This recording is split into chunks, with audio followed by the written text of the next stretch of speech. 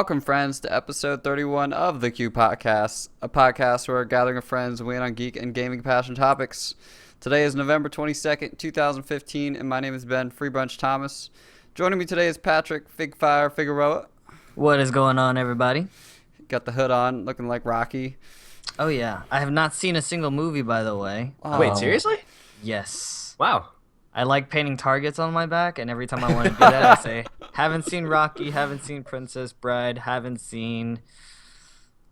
I don't know, those are the two big ones that people usually just gnaw my leg for. I imagine before we get there, we got Christian C. Monkey Alariaga also in the house. When did we stop doing those random nicknames for Ian? Last week. That was the first time. I noticed it too. Wasn't going to bring it up. Slightly disappointed this week, but I didn't know. we move on. I couldn't tell what the reception was, or they also, I felt like the quality was getting worse. Well, that's only one person's fault. So. Yeah. Yes. See, I imagine 100% of the strength and impact of a nickname comes from the alliteration. And then when I ran out of words that start with the same one or two letters, then I decided that it was time to throw in the towel. But we could bring it back. You know who wouldn't throw in the towel? Well, actually, I wouldn't know, but Rocky. Yeah, no, he would never. It actually would be his manager, Mickey, that would not throw in the towel. But you haven't seen the movie, so we'll let it go. Yeah, exactly. But from what I hear on Rotten Tomatoes, Creed is pretty good. Is it out? Or the reviews are, at least. Like the previews or whatever? Mm-hmm. It looked good. I think that it's a really neat tie-in to the world, just that Apollo Creed's son is fighting and Rocky's training him. That's not just some random. Yeah, no, I did read the synopsis and I was like, that's neat. As someone who did not watch the movies. Oh wait, I can point to the Rocky poster behind me.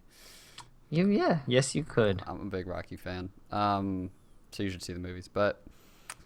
We got big weeks, guys. We got a lot to talk about today.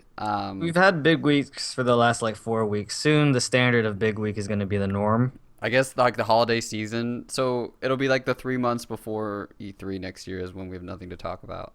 Oh gosh. We need to stockpile acorns and bury them or something. I don't know. Sounds good. That's my analogy for the day.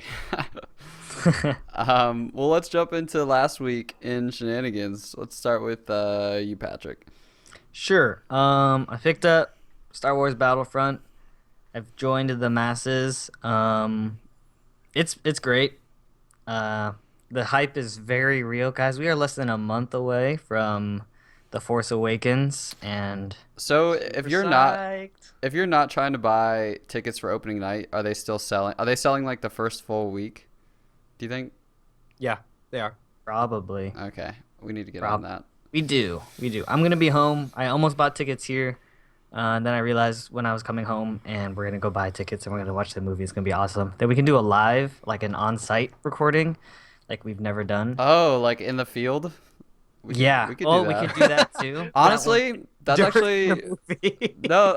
Yes, during the movie. No, that'd actually be kind of cool. We could right after the movie, just record us giggling and have that be the intro to the podcast. Yeah, I'm sure it'll be really hard and awkward on the ride home when we're dead silent because we're all penting up our energy. But hey, life's full of awkward moments. That's what makes it special. We could record us giggling in line as we go into the theater. There you go. So essentially just an hour of giggling. Pretty much. I'd probably go viral. It'd be fangirling and cosplaying. Well, no masks and lightsabers. According to theaters. People are not happy, but lightsabers are dangerous. I mean, I figure that makes sense though because it's sort of distracting. The lightsabers anyway. Yeah. Well, I don't think that's the reason they're doing it, but I can tell why the mask. I don't know why the lightsaber would be a security risk. I don't know. We're not the experts on security, not though. The decision makers there. My security is a number pad on my door, and I just me crossing my fingers that nobody comes in. Mm-hmm. I have a question about Battlefront. Yes. Would it be fun to play alone? I am playing it alone right now. Slowly working my coworkers over on it. I would say the first couple of hours, yes. Mm-hmm. Because you are getting like everything you want as a Star Wars fan out of like the two popular maps, Supremacy and Walker Assault.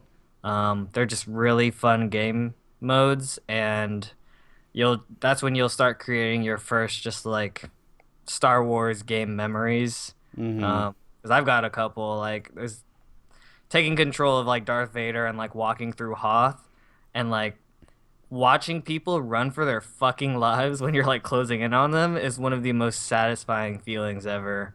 They did And then a like they did a just really like good when job with the you're lightsabers too. they did it looks great. And then like when your teammates they're like hovering near you because you're their beacon of hope, and it's just like you're goddamn right as you keep walking. It's great. But no, and the criticisms are after 10 or 15 hours of it, it will get repetitive and boring, and I can totally see that. But I haven't broken that yet. What's interesting too, because I mean, honestly, that criticism applies to every shooter for me, like COD, Battlefield, Battlefront. That's So, true. so like, if you're someone who likes shooters and just enjoys playing them, then like to me, Battlefront is just as good as any other game in terms of like longevity. Yeah, no, that's true. I do. I don't know. I don't have any. I feel like the air combat is kind of strange. Like, I mean, the weaknesses are its game modes. I haven't just had a desire. Like, I feel like once you've tasted a 20 versus 20 map, you don't really want to go to 10 versus 10 Mm-hmm. or 5 versus 5. But I'm having a pretty good time with it. I'll update you guys as I keep playing and once I crack those 15 hours in and what the update is there. I saw somebody force pushing somebody into a TIE fighter, and that's all I ever realized I wanted out of a Star Wars game. Oh my goodness. It's so great when there's those pilots and like you're just in the middle of a battlefield and all of a sudden an A-wing just like crashes in front of you and you're just like oh god. The honestly, yeah, like the way that those things crash is glorious every time. Unless you're the one doing the crashing, but if Yeah. you witness it and it's like near you, like the best way I can describe it is like in A New Hope when Darth Vader first enters like the Yavin 4, not the Yavin 4, whatever the Princess Leia ship is on. Yavin 4 is the planet. Um, and there's like that first shot where it's like a bunch of stormtroopers and a bunch of rebels and they're fighting in a hallway. Yeah. That's like what the whole game feels like because Mhm. all of your teammates are just like shuffled in a corner and you're like shuffled with them and you're like, okay, I poke my head out and then I poke it back in and then like Sparks are flying. right, a guy to your right will just like fall down. It's not like with Call of Duty, I feel like a lot of it is like camping and then the wall jumping and then all the like just weird, just like the Call of Duty mechanics. This like really does feel like a Star Wars action scene playing out. Because it And has, and they do that too because they gave it a like 80s aesthetic. Like it's yeah, not, they like, they didn't try to reimagine the prequels. They tried to reimagine the original three. So you like all those little touches that like that the ships and the tech and the guns all look sparks like and the the designs that were in those original three movies. So yeah, Mhm. like the immersion is there for that time. All of the Right. immersion. Yeah. right. And it's just like I feel like with other shooters, you don't see all the lasers flying everywhere. Like you don't see bullets. You know what I mean? In No. Call of Duty, You just drop. here it looks like a laser show. Yeah. And it's like, do I go out now? And it's great. Yes, the answer is yes. But yeah, that's all I had. Christian and we're probably gonna get into Jessica Jones in a second, but that's really all I had this week. Nice. Um.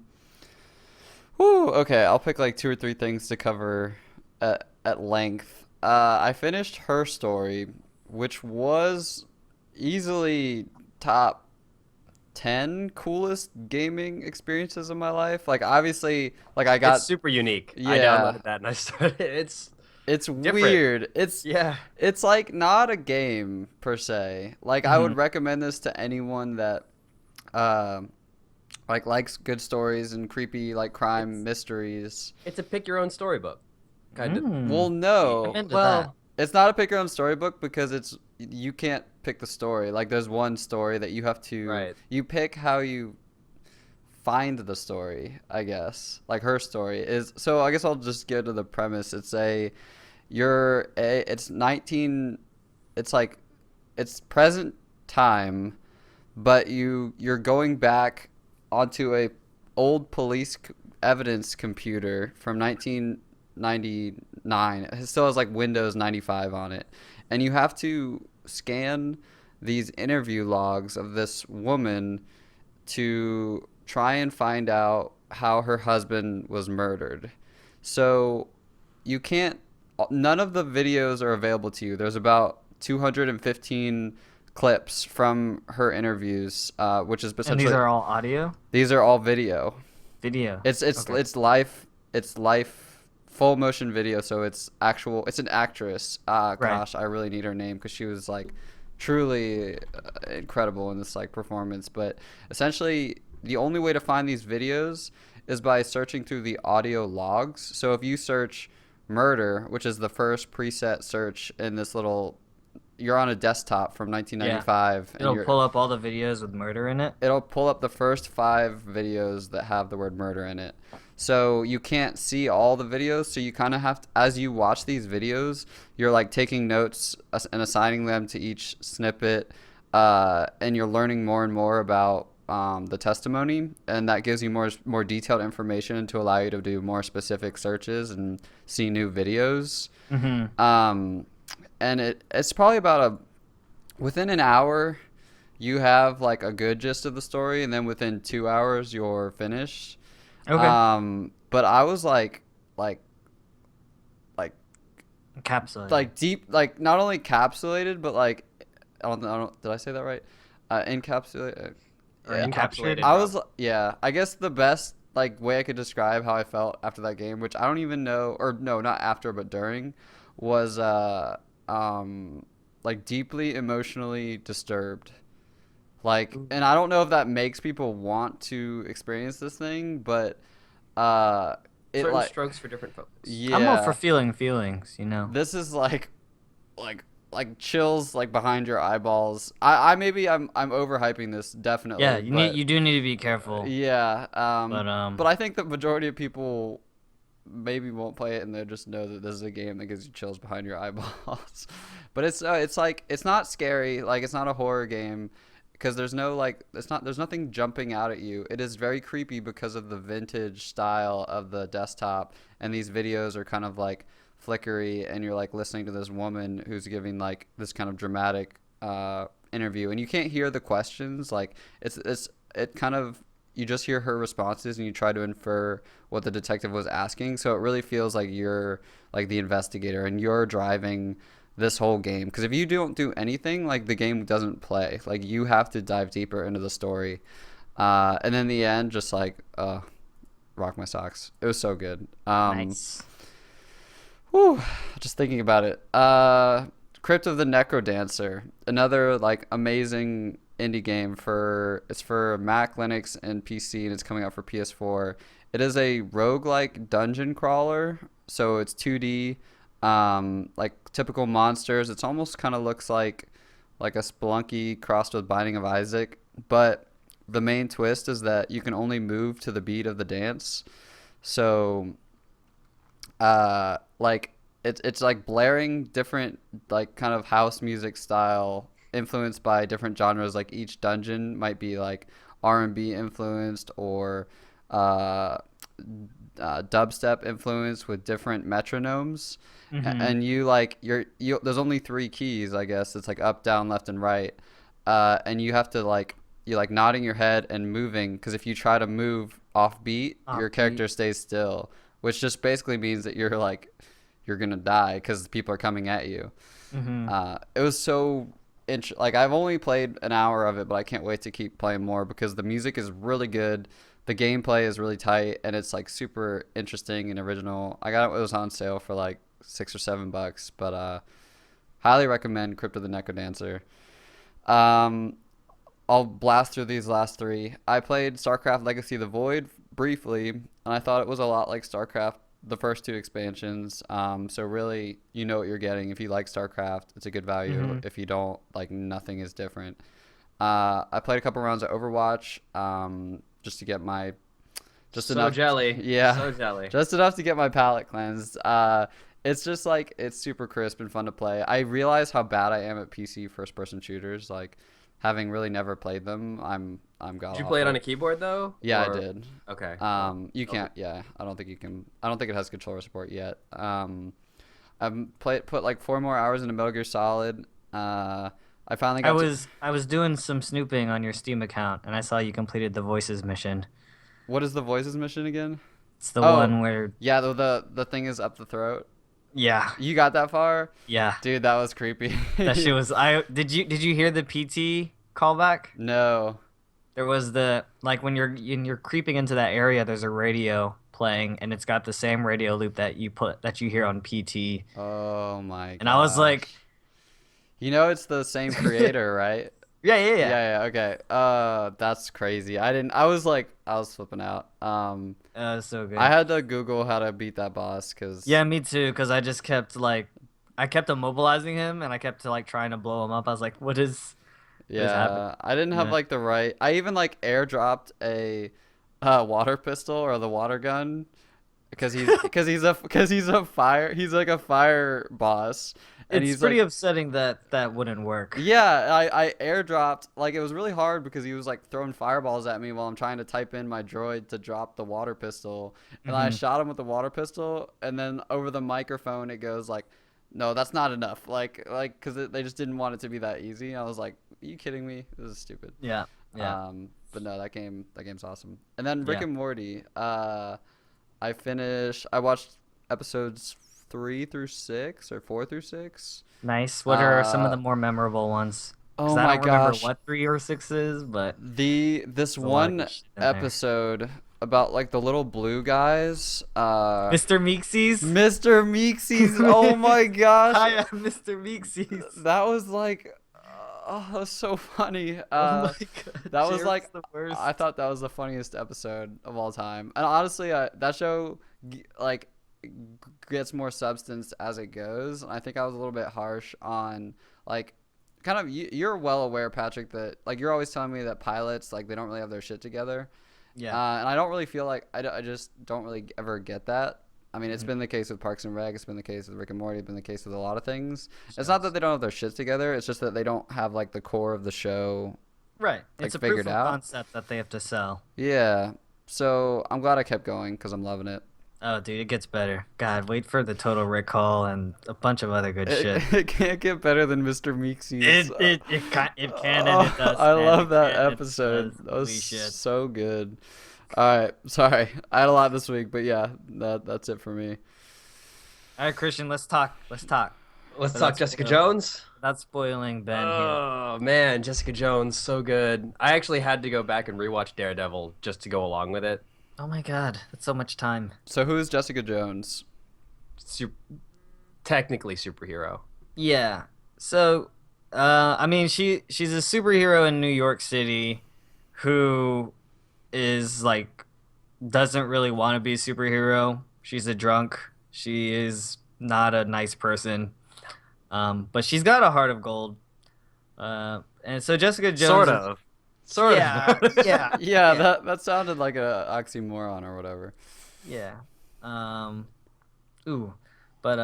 Jessica Jones is it was an original Netflix drama dropped this past weekend, and it's a follow-up to Daredevil. And it's really good. Yeah. When Daredevil came out, we were praising it because it was dark, it was gritty, and it was like something that the Marvel Studios has never really done.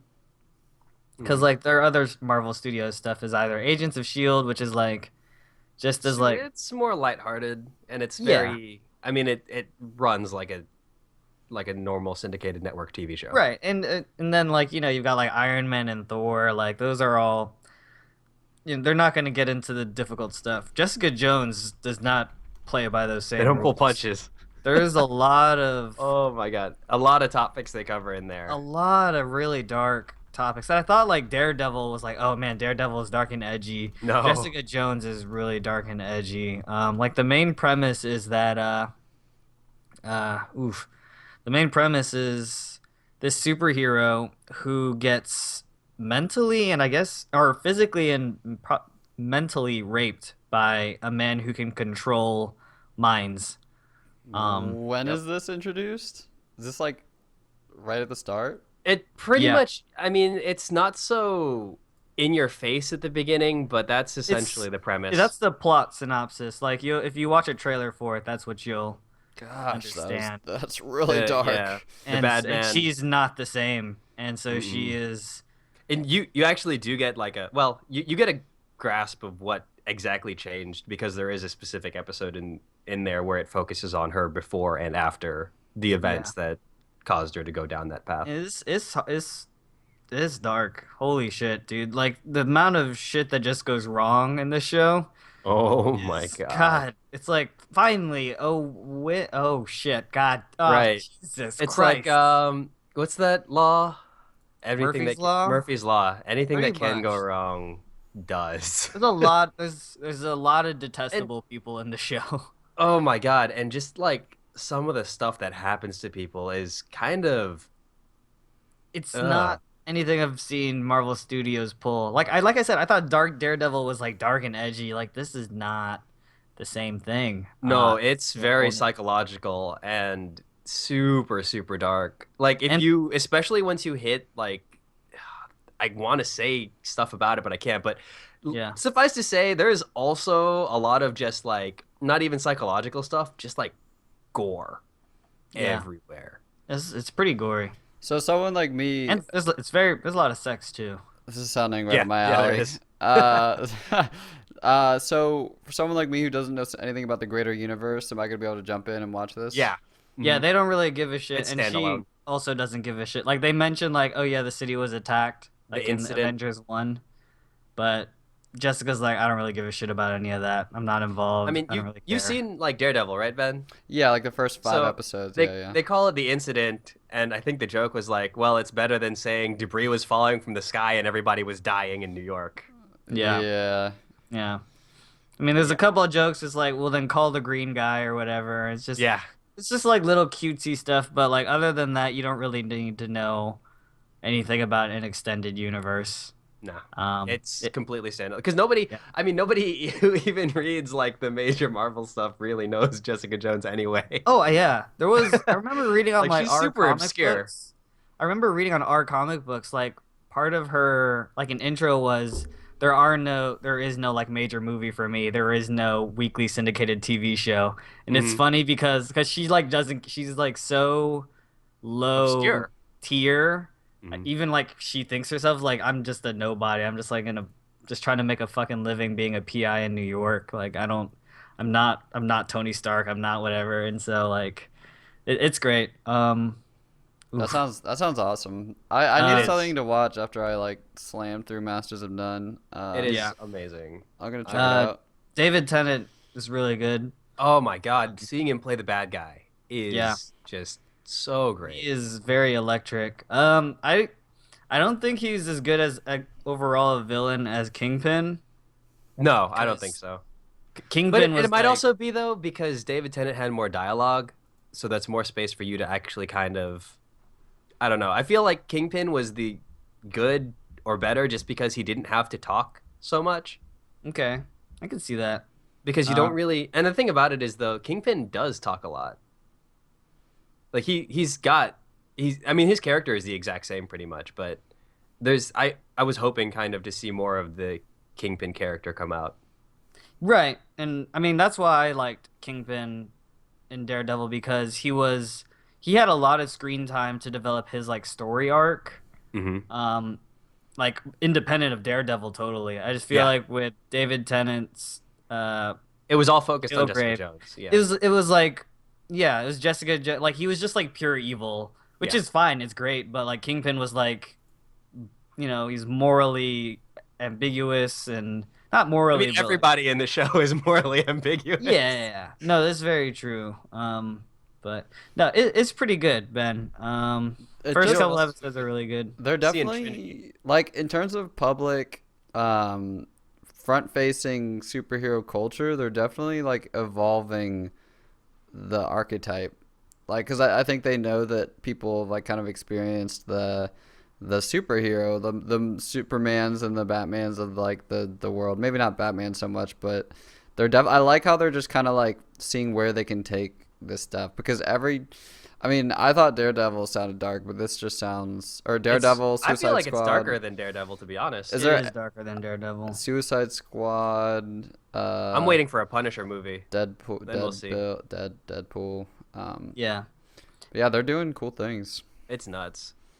Nice. I mean, I'm super psyched to see where Netflix is. You know, it's weird though because now we're gonna have the Marvel Extended Universe, then you've got the actual syndicated TV Marvel Universe, and now you've got the Netflix Marvel Universe. Do you want to let's do let's do something crazy, guys. Do it. Let's jump into Patrick's topic. Right now. Right now. Because it segues so very well. It does. It really does. It's crazy. My topic was in reaction to Jessica Jones and how different of a TV show, superhero TV show it is. Comic book inspired TV is seriously starting to branch out in a lot of weird directions. I mean, with Jessica Jones, you don't have a straightforward bad guy who the solution is to punch in the face. Like Jessica has to. Well, you kind of do. You kind of do, but that's not the driving force, you know. That's that's not going to solve her problems either. Right. Like a lot of it is about her. Like the conflict is, it sounds like internal as much as it is external. Incredibly internal. And so, I mean, with Jessica Jones, like covering really dark and sensitive issues that are really like, if you're a Marvel Studios fan, like if you're growing up and you watched what's it called, Iron Man at 12 years old, and then you're scrolling on your parents' Netflix and you see Jessica Jones, like I would not let that 12 or 13-year-old watch this TV show. No. Like, so Marvel Studios or Daredevil, to be honest. Or Daredevil, but I mean, with Daredevil, you might be able to get away with because it doesn't cover as racy issues as this. But that's true. Like, I mean, I think what is it? There's the rape part of that because anybody who Kilgrave takes over is not doing anything of their own free will. There's the abortion topic, which is on there as well. Right. I mean, there's just so much just on the plate for that. Right. It's like for me, I mean, we don't even have them all listed, but like as far as like Walking Dead, Agents of S.H.I.E.L.D., Supergirl, Flash, Arrow, Gotham, Daredevil, Gotham, like it's become so omnipresent that to me, like the genre almost like has left. Like they're all comic book inspired, but it's almost like the new sci-fi is comics. Because like sci-fi has been around for forever with there's a million sci-fi shows where like Fringe, Lost, like where supernatural things happen. But it's almost like the brands of DC and Marvel have grown so large and have so many resources to produce so much content that like in the past I was saying things like I think that this is kind of like a fad. And that the whole comic obsession is going to kind of oversaturate and people are going to get sick of it. But seeing like how things like Jessica Jones are able to exist and things like Flash and Arrow are able to be campy and different, even though they're different, but they're just smart. And like seeing how big the brands of Marvel backed by Disney and DC have become, I think this is kind of the new sci-fi. Like I don't think it's going to go anywhere, and it's. Like you said, it's growing in all sorts of directions for all audiences, so it's like too big to fail. There's too many tentacles. Right. No, that's a really good observation, and like that's like honestly the best way you could put this expanding brand as we get into like some of these deep cuts. You know, like a couple weeks ago we mentioned Y: The Last Man, a TV show, a comic book that's being created into a TV show about all men dying on the planet.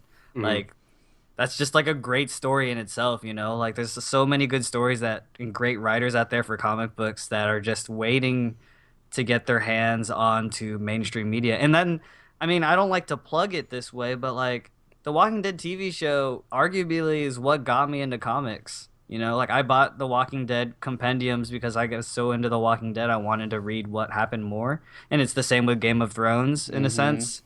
Like you're just gonna get this content into more people's hands that people just get passionate about. Like I bet you Jessica Jones sales, and it's not the direct reason why they make it, or maybe it is, but I bet you people are gonna go read the book now because they're like, holy shit, like this is incredible. I want to read more about it. What's gonna be planned for season 2?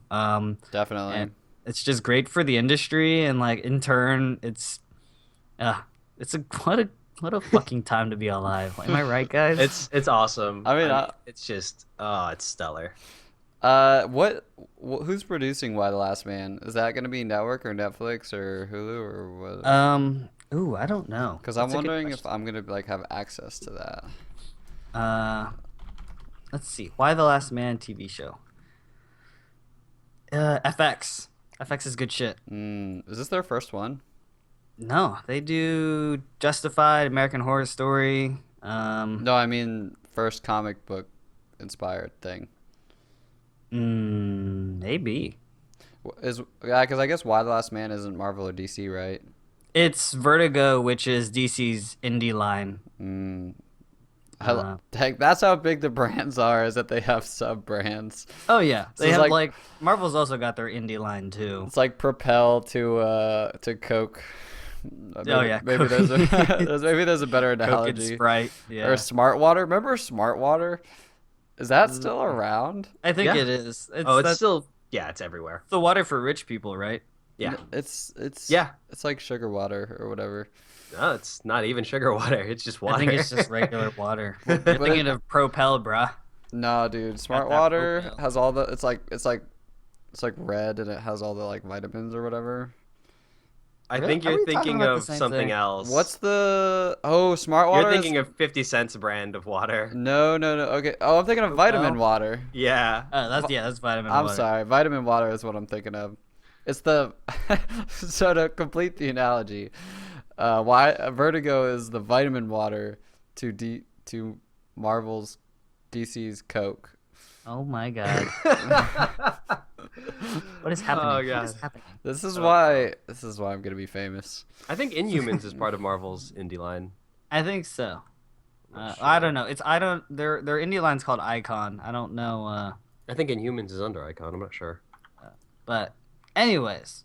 Yeah. Just Let's see. awesome shit. What are we doing next? What's happening next? Are we on the news? Let's jump into some of the current events. We got Wonder Woman casting confirmed. I didn't hear about this. Right. So last week I was talking about Wonder Woman stuff, and turns out I was completely wrong. Those were rumors, and I got tricked into clicking shit. What? We misled our loyal audience? I think we did. I will take the 100% fall here. I was just so giddy. Oh so my Wonder gosh. Woman. We got Of all the we got a- people to drop the ball on a Wonder I Woman know. movie, You I do know. know that I tag every episode as 100% accurate, right? That's technically your fault. We That's could just get not- we could get sued. By who? Warner Bros. If they talk to me at all, I'll be like super excited. I'll be like, "Hey, can I get Ben Affleck's autograph?" You're gonna Just ask explain. the lawyer for their signature. It's like DC Yeah. lawyer. Print the email and frame it on your wall. So let's correct the error. What's going on? Okay, so Wonder Woman filming has occurred. So the Chris Pine stuff is real, but Sean Bean Who does and he Eva play? Green, Steve Who's Trevor. Chris Pine? Okay. Uh, But Sean Bean and Eva Green are not going to be involved. Oh my gosh. We instead we got Robin Wright. Oh fuck that's- yeah. Yeah, she's great. House of Cards fame. House of Cards. Oh my goodness. Princess Bride. Callbacks. Ooh, well, She's the Princess Bride.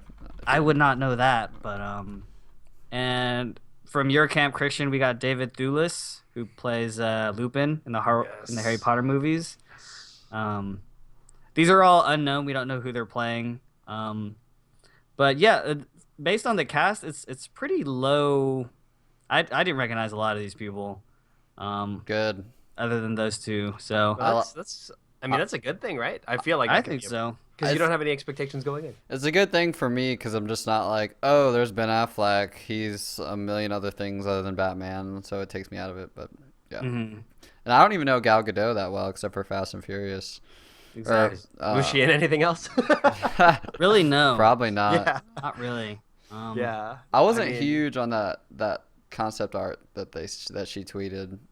That was like supposed to be one of the first looks. Yeah, it just didn't have a lot going on. Like there was nothing wrong with it, but they could have done something more like. Well, it is a first look. It is a first look. Well, so yeah, you want to put your best foot forward for your first look. I guess so. That's cool. I'm glad we got to. Yeah, it wasn't like news breaking, but I just had to like address that shit.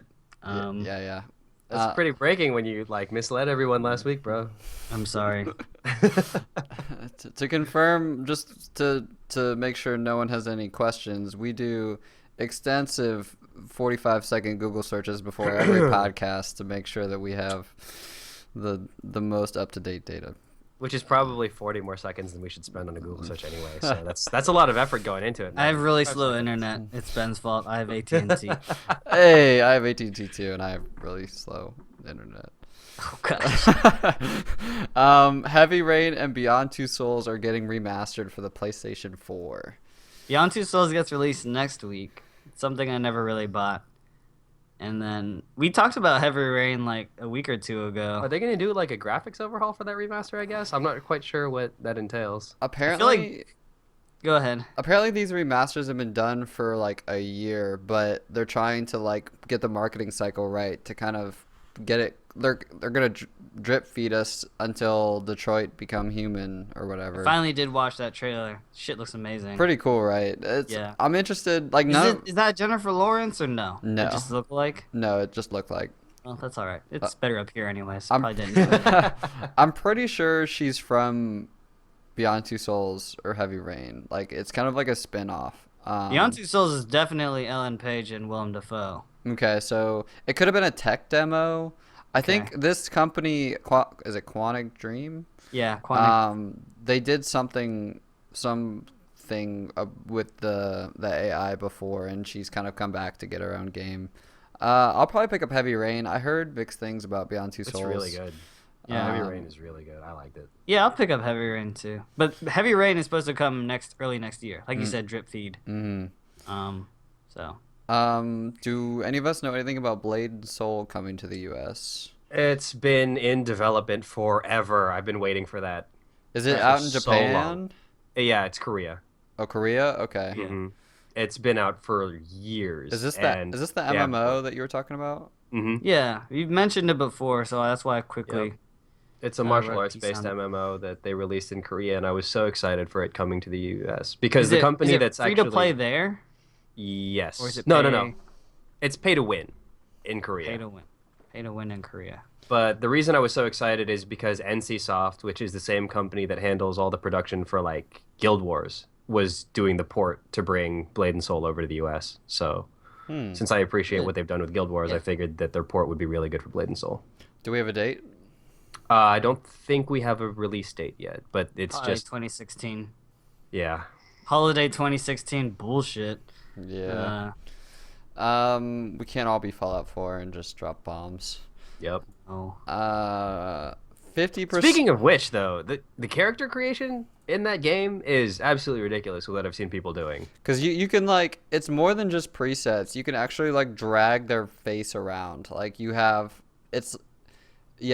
do very... I saw someone's, like, very, very, like, super realistic Taylor Swift on there, and that was really weird. Nice. Yeah. I saw a uncanny John Cena one, and then I didn't see that one. And then I read the comments, and it was actually just a Photoshop from the WWE video game. Oh, really? I was like, That's this is why I don't trust you, internet. So with games like these, and this is why I really liked Dragon Age Inquisition, and even I think there are a couple of games that do it, because you can like spend all this time in customer creation, and then 10 minutes in you get a helmet, and you don't see it ever again. Perfect. But Games It's like funny, Dragon too. Age Inquisition, you can like say helmet off mode, where you can like see your face still.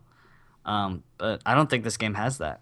Bloodborne is a I just know it's similar funny thing. because like 80% of Reddit spent maybe like the first 4 hours of their Fallout experience making their characters. For a lot of I people, know. that's like a big part of the game. They like really enjoy that. Yeah. Yeah. 50% of Americans watch Netflix.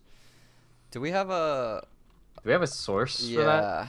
yeah? Okay, so I pulled up tvnewscheck.com, guys. Because that sounds so legit. Oh, They have a gosh. logo, guys. They You're have on a fire, Patrick. logo. Oh, just kidding. That was a link that sent me somewhere else to ports.com, which has a WordPress overlay. Well, shit. No, but this was covered. I got you guys covered. Okay, take it. Fortune.com. Oh, there we go. There's a reputable. 4chan? 4chan? No, Fortune. I'm kidding. They reported on the 20th, so 2 days ago, that more than half of Americans now watch Netflix. According to a recent survey by RBC Capital Markets, the survey found that 51% of Americans said they use Netflix to stream content, far more than alternatives such as YouTube, HBO Go, Hulu, and Amazon, which was at 1%. Amazon was at 1%. I'm not surprised. So Late to market. yeah, it's gaining big traction overseas. They have 43 million US subscribers and 26 million international. Boom. Those are big numbers, guys. I love Netflix. Netflix is great. I know that's a controversial opinion, but How is it And controversial? You're totally I'm on just- your own on that one. I'm just kidding. What? I Oh. was joking. Okay. The sarcasm didn't carry over well. That's Okay. why. That's how you know it was good sarcasm. True. I was taking a page out of Patrick's book. What the fuck are you talking about? Yeah, I don't even know what else to say about that news. It's great. Right. I mean, I had two topics today, and that was gonna lead into one of them, but we got on the comic books one. We'll save like what this like really means for like another week. Yeah, I mean, just hopefully it leads to. Because that's another heavy topic. That's Mhm. super heavy. I just want it to lead to the unbundling of cable packages. Yeah, because- it might lead to it. Because I remember a couple of weeks ago, networks were saying, "Oh, well, we'll do less ad time, so like people can watch more content." And it's like, That's not shit, enough. bro, that's not gonna make people put cords back in. But we'll save that for another time. We got things to talk about. We got lots to Yeah. talk about. So we had a debate this week on the most effective of forums, Oh my aka It's Twitter. a fucking nightmare. Like trying to write opinions on fucking Twitter. I don't know Which if is it- why, like, never. Man. That's why we have a podcast. Yeah, not true. everyone. Why we have- If you don't have a podcast out there, I recommend that you get one so that you can have a. It's really easy. All you do is show up for Sunday every 1.5 hours, and then the rest just like takes care of itself. Like I don't know. I don't know how it gets done, but like I mean, Ian and I just magically appear here, and When Ben handles everything else. when I built my new computer, I put little elves inside of it, and they do all the heavy lifting. So the controversy that we are referring to is this on I guess it was Wednesday or 3 days ago, Thursday. Kotaku posted a piece called "A Price of Games Journalism." Yep. I'm gonna read the first two paragraph, or the first paragraph is. For the past 2 years, Kotaku has been blacklisted by Bethesda, the publisher of the Fallout and Elder Scrolls series. For the past year, we have been, to a lesser degree, ostracized by Ubisoft, publisher of Assassin's Creed, Far Cry, and more. So essentially, this was like a big hubbub. Kotaku is one of the few gaming websites that is a gaming news and journalism site who also does reviews. Whereas other game media are review sites who also leak news. I don't know. It's like this whole thing. I don't know. I feel like they're all kind of similar because you've got Ars Technica, you've got Kotaku, Giant Bomb. So Giant Bomb like doesn't do news. Like really at all. They'll like release a more opinion trailer if pieces. people cared. Yeah, so like that's the thing is that when you try to decide whether or not you're like Team Kotaku or Team Publisher, like it's important for me to understand that the intent of these gaming websites is different. Like Kotaku, like journalism has no filter. They break news. They hold everyone accountable. They don't answer to anyone. Those are characteristics I want in my journalists. Their job is to inform. Their job is to follow up on leads. Their job is to Burn bridges. open the curtain. Now, Right. so to me that has a place. But then there's also like let's plays and like opinion and personality content, which is not always so abrasive to these publishers. Essentially, Kotaku leaked the existence of Assassin's Creed Syndicate and Fallout before the marketing teams of these publishers could do their work. So the publishers. Well, they didn't leak them. They got them from sources. Right. Someone else leaked it and they Unconfirmed reported on it, sources. which I think is the difference because why they could not perform legal action on Kotaku. Otherwise, then yeah, like Kotaku. I don't know. Kotaku would have lost a bunch of money or whatever. But Yeah, it's an important distinction. right. So essentially in return, these publishers blacklisted quotes Kotaku, which means they don't send them review copies. So in games media, it's customary for these websites to get copies of the games like 2 weeks before they come out, so they can produce content that is available the day the game is released, which is really bad for Kotaku. Okay, sorry for the long-winded explanation for people that might not understand. It was necessary. Yeah, it's a setup. It's an important setup. And like by doing this, Kotaku is kind of appealing to people to kind of make decisions, whether it be like to gain loyalty from their fans or to put pressure on the publishers to unblacklist them. Or they just bit the hand that feeds. Yeah, where do you guys? I'll let you guys where do you guys weigh in? Well, Ian's in support of it, I think. So Well, ahead. support and I mean, I don't know. Like I think what they did is like in this day and age, it seems greedy, and with the website as big as Kotaku, it probably could be considered greedy. But I don't know. What do you mean greedy? Well, just being like, in terms of they reported on these for link clicks. You know what I mean? Clickbait. Yeah, clickbait. but okay. So I saw someone make the same point, but isn't Right. that like that's not greedy because like that's how you make money and that's what like all anyone Right, and that's ever what I was gonna, yeah. Yeah. All I mean, anyone, that's what I was going to say because, I mean, with Banana Scoop, when we were trying to make it big in the blogging world, we were essentially an aggregator as well that poised. I mean, we didn't like break any laws, but we played the game. We played the clicks game for the longest time. Like we reported on topics that were trending. We did like these are the things you have to do to barely make a living in the world. And I don't know. See, I guess I think you're coming at this from the wrong side. Like I genuinely do. I think like- to me, it's.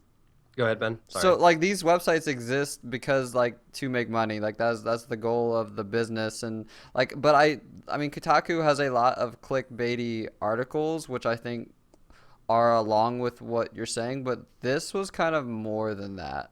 Like this was them kind of taking a side that they would rather release something. They would rather break a story than answer to publishers.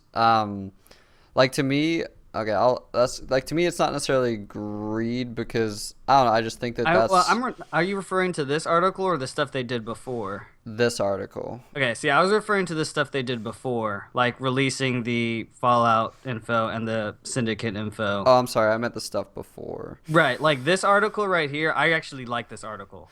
Well, yeah, but it's like if USA Today breaks the news that Snowden is like leaking all the government documents, like that's not greed. That's what they do. Like, Yeah. But at the same time, you can't expect to get review copies. It's kind of like trying to have your cake and eat it too. Like, yes, you can still write informed, opinionated articles after a game comes out. That's perfectly fine. But you can't expect the publisher to bow down to your request that I'm going to write shit regardless of what you say, and you're still going to give me a release copy. Mm-hmm. And that's kind of where I come in on this, is that like these are two independent institutions, Kotaku and publishers, that can do whatever the fuck they want. Like Yeah, they have, like they own their product and they do what they can to deliver their product the way they want. And like Kotaku can't bitch that a private company or a public company, but the public company answers to the shareholders, and if the shareholders think that by ruining marketing plans that Kotaku is hurting the bottom line of their company, like the company It is wholly in their right Yeah, to they say, have- no, you don't get a copy. yeah, like Yeah. they have no obligation. And at the same time, I want Kotaku to not back. Like I want Kotaku to continue to do what they do.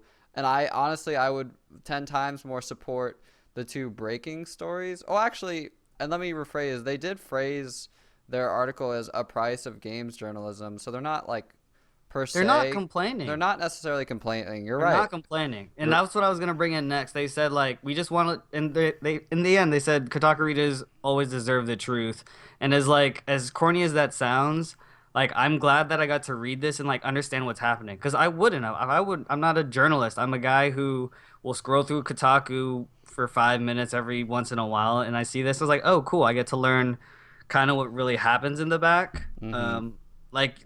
It's crazy. There are consequences to these types of things that I'm not just cognizant of every day, and like I wouldn't have known that why Kotaku had their Fallout 4 review released like 2 days ago versus everyone's week or two ago, on yeah. Monday, right? Like I didn't put it together like, oh, obviously they're blacklisted. Like that's not something that I think of every day. I'm going to go ahead and agree to disagree, because Kotaku doesn't always offer the truth, and it just seems like they're being a little dishonest when they're saying something like that, as if they're kind of the paragon of games journalism, because they're definitely not by any stretch. They're a good games publication, but it's not by far any means. So I think, Christian, that you're actually misinformed. Like I think you're a little bit buying into kind of the Reddit zeitgeist of what Kotaku is. Like yeah, Pitchfork. like they do have a ton of shitty clickbait, but they are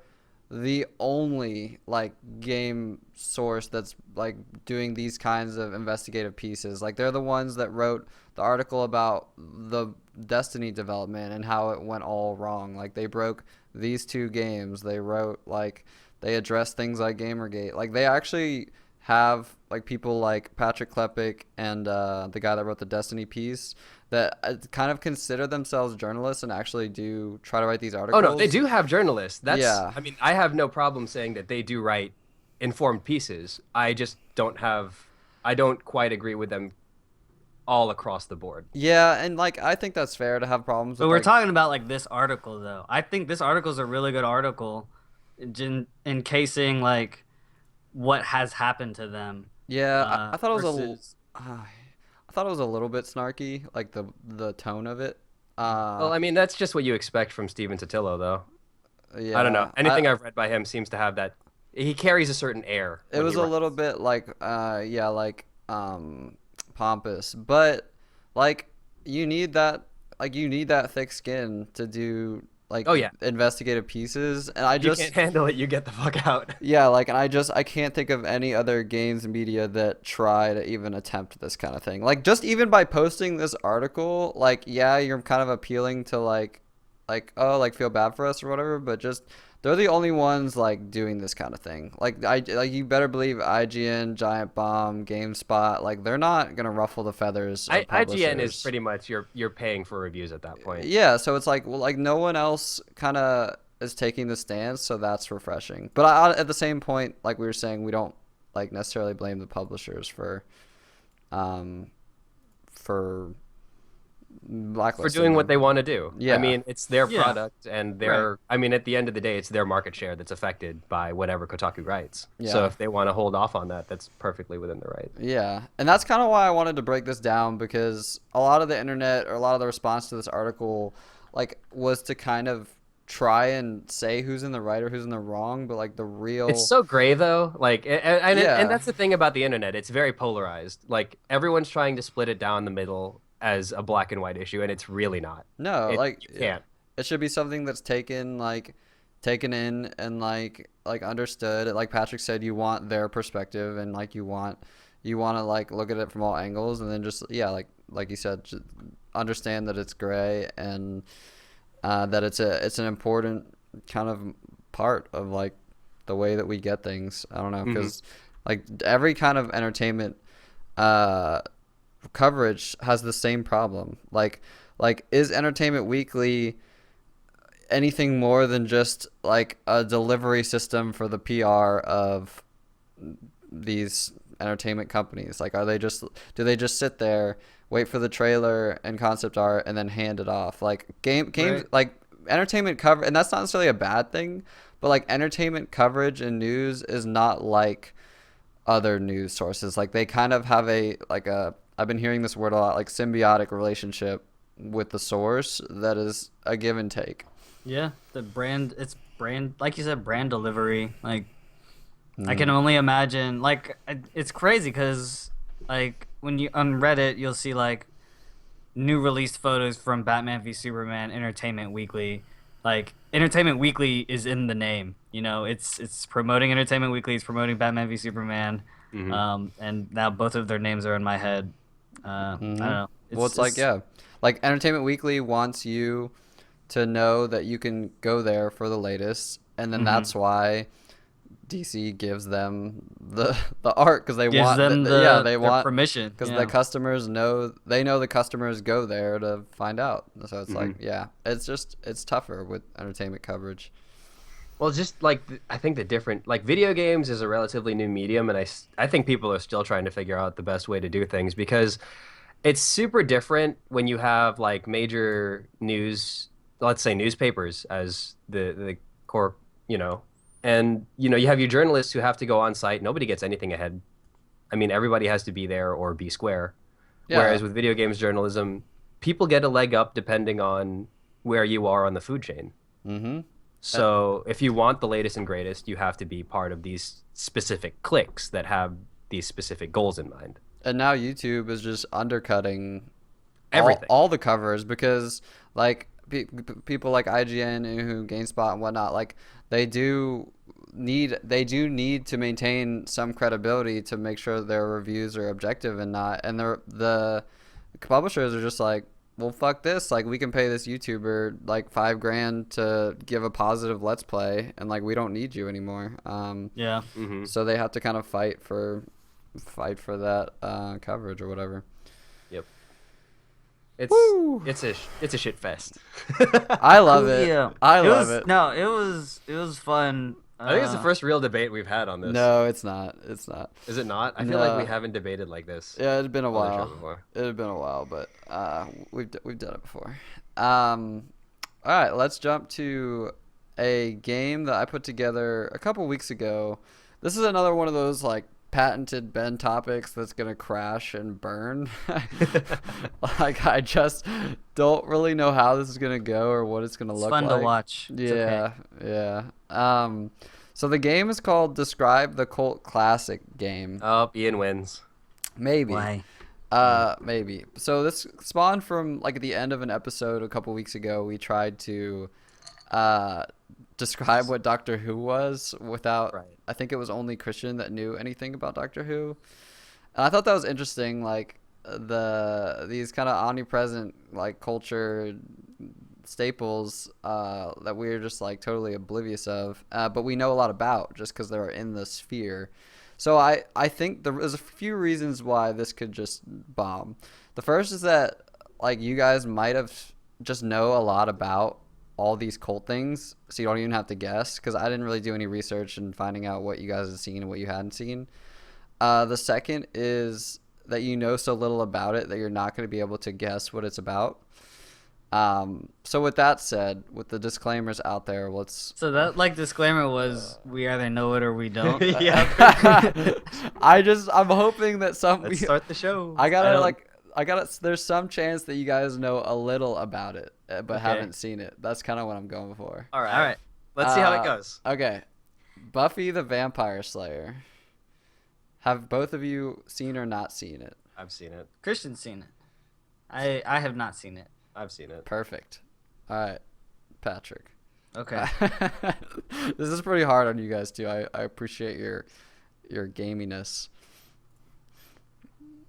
Oh, what am I supposed to do? Describe What is it about? Yeah. Oh, I kind of know enough about it. I mean, I'm a fan of Joss Whedon, so his shit's everywhere. Buffy the Vampire Slayer, she is a high schooler that has been chosen to be a slayer. And being a slayer essentially means you've got like the physical skills to kill monsters. I did read a follow-up comic book called Frey, which is a sequel to Buffy the Vampire Slayer, and so I kind of know what being a slayer means. But in terms of like Buffy herself, I know it's Sarah Michelle Gellar, and how'd I do? You killed it. Yeah. Okay, the premise is the Buffy Summers is a teenage girl with supernatural strength, deadly agility, and great fashion sense. I don't know who writes this. Battling demons. I mean, to be fair, it was like 90s, so Yeah. I mean, you can expect the kind of. I mean, campy who stuff. doesn't love everything you just said, though, Ben? You're right. You're right. In a non-creepy way, because high schoolers are like high schoolers, by the way. You know what it reminds me of though? What is that I'm on a game? fuck Is list now. it Lollipop Chainsaw? With Yeah. that? Yeah. Fucking Japan, man. Let me tell you. Okay. Next one. I didn't even finish that description, but you described it, so we're good. The Big Lebowski. I've seen it. Yeah. You both seen it? Yeah. Yeah. All right. Next. Lost. No. E. Yeah, I don't know too much about that. Oh shit, this is gonna be fun. Fucking Lost. All right, Christian, you go first since I had to describe Buffy. I'm just gonna say it's like Survivor, the TV series. Really? That's all you have for it? I mean, I know there's some like weird supernatural shit that goes on the island that they crash into, but aside from that, I know nothing aside from the fact that it's like a plane goes down, they end up on an island with weird spooky shit. I'm gonna take a stab. So Lost was like produced by J.J. Abrams, who does a lot of weird shit all the time with his TV shows. Like there's like a bunch of people that get lost on an island. There's a guy named John Locke that everyone keeps like saying Locke. There's a large guy who wins the lottery. Evangeline Lilly's in it, and she's super hot. And that's all I got. And they're lost, and they're back in time, and they're forward in time, and that's all I got. That's pretty good. I forgot to. This is probably pretty easy to know just from the trailers. So yeah, like Lost is a story about the castaways of Oceanic Flight 815. They talk about who made it. J.J. Abrams, up-and-coming writer Damien Lindelof, and TV veteran Carlton Cuse crafted an endlessly unfolding puzzle box of sci-fi inflected mystery, mayhem, sex appeal, and smoke monsters, where the deserted island becomes a character in the show of itself. Ridiculous theories that pulp thrills, loose ends. Okay, good job, guys. Nice. This one's gonna be interesting because it's hard and I don't know if you know anything about it. Rocky Horror Picture Show. Christian? Everything is drag. So you haven't seen it? I haven't seen it, no. Okay. But I know it's a cultural phenomenon, apparently. Yeah. People go there. It might be the coolest one you have on this list. I know a little bit about it, but I haven't seen it. I have seen it, and I would not even be able to answer this question. Okay. I don't even know what I watched. I was just like, what the fuck is going on? I think I know more about the cultural components around it. Right. I know because, one, I talked to a friend about it pretty recently, and two, it's pretty heavily featured in Perks of Being a Wallflower Band, which you got me into. Wasn't Emma Watson in that? Mm-hmm. Yeah, With a she's in the terrible movie. She has a terrible American accent, but she's fine. Yeah, well. I don't know what it's actually about. I know Tim Curry's in it. He dresses up in drag. But I know that like when you go watch it, there's a certain place you have to be if you're a first timer. I know that people are naked through a lot of it are in their underwear, and that's all I know about it. That's pretty good. Good work. In this cult classic, sweethearts Brad and Janet get stuck with a flat tire during a storm and discover the eerie mansion of Dr. Frankenfurter, a transvestite scientist.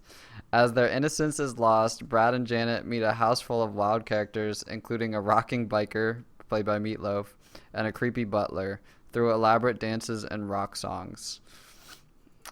And then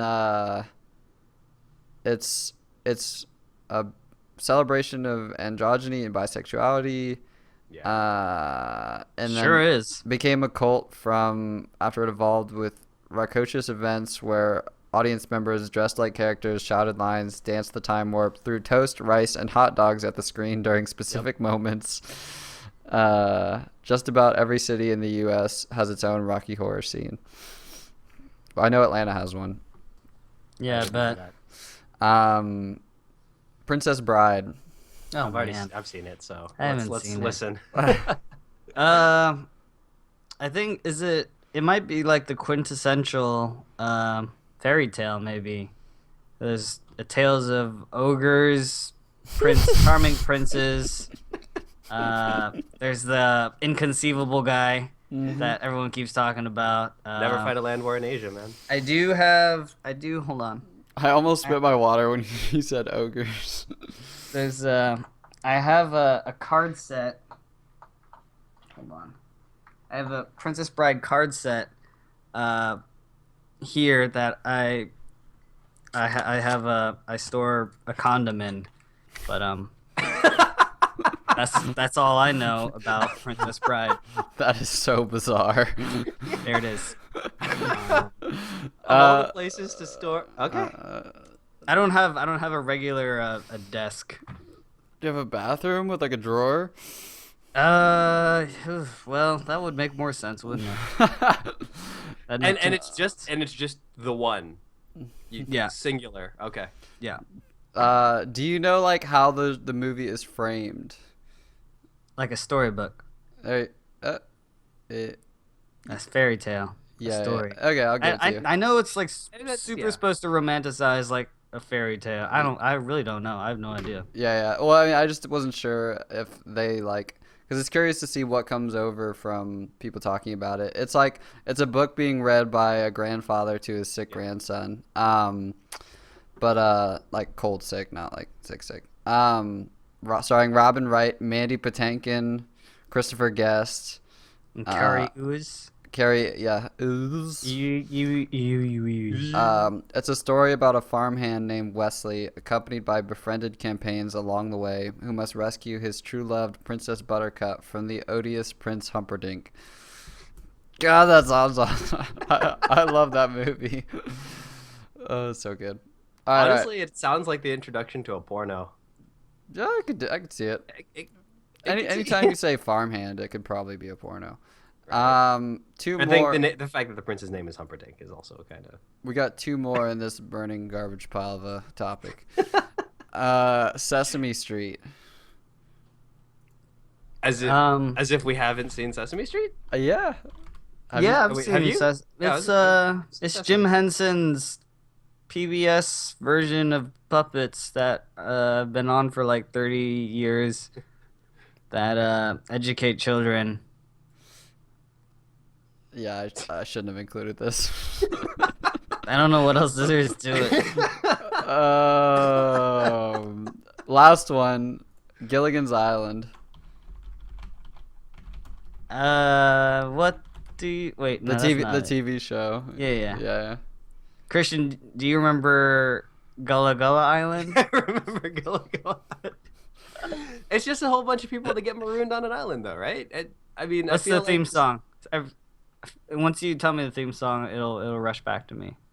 for Gilligan's? Not Gullah Gullah Gilligan's. I can't remember the Gilligan's one, but I have the tune in my head, I think. I don't have the tune in my head, but I don't Look know. at- We were not in that generation. We really weren't.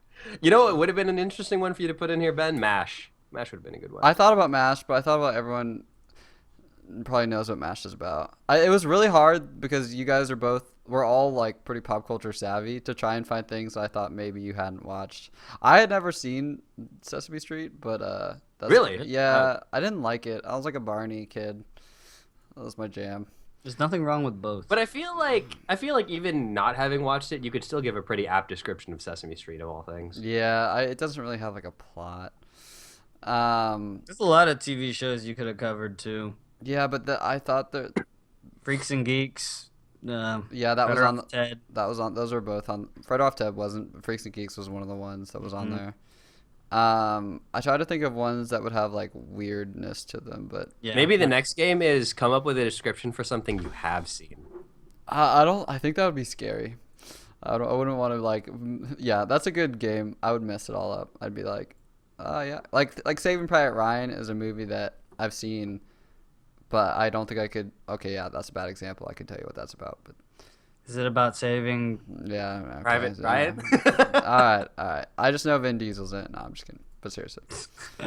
I think we talked about that, didn't we? Yeah, we did. Like last week. This last week. Gilligan's Island. The premise is the two-man crew of the charter boat SS Minnow and 5 passengers on a 3-hour tour from Honolulu run into a tropical storm and are shipwrecked on an uncharted island somewhere in the Pacific Ocean.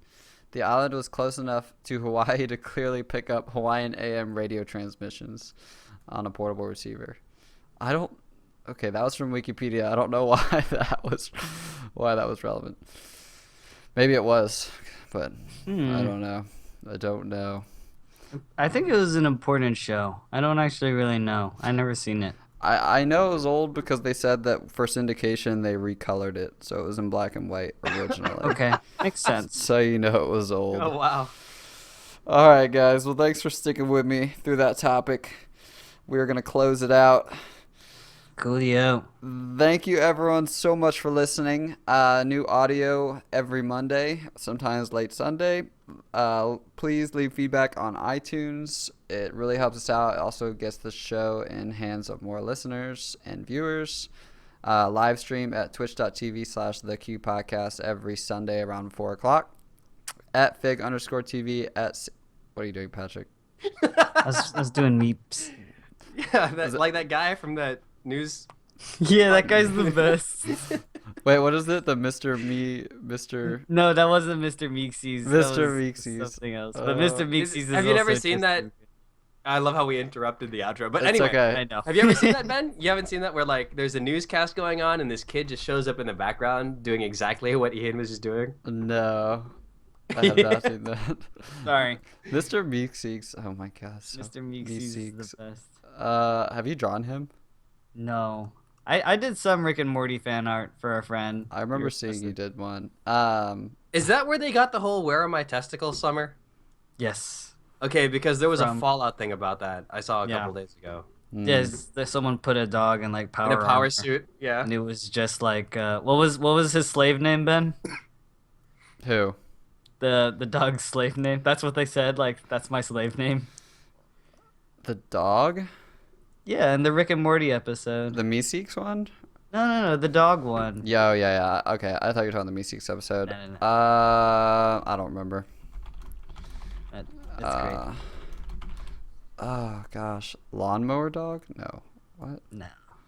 What? Dog meat? No. Oh, sorry, I googled it. Dog meat's the Fallout. guy. Yeah, I should have googled it. Dog meat was his slave name. All right. Thanks for watching. Bye, guys. Later.